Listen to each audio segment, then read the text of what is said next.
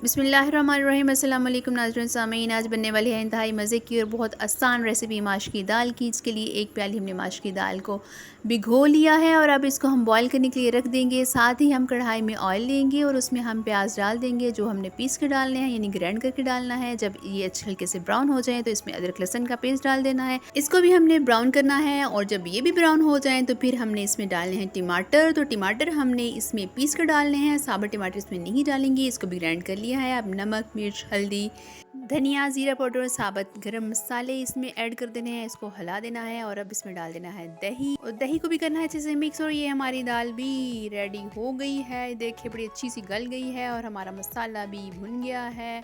इसमें डाल दी है काली मिर्च और गरम मसाला और अब इसको भून दिया है और इसमें डाल दी है अब दाल जो बनी है बहुत मज़ेदार। वीडियो पसंद आए तो इसको लाइक शेयर करें और मेरे चैनल को ज़रूर फॉलो करें। अल्लाह हाफिज़।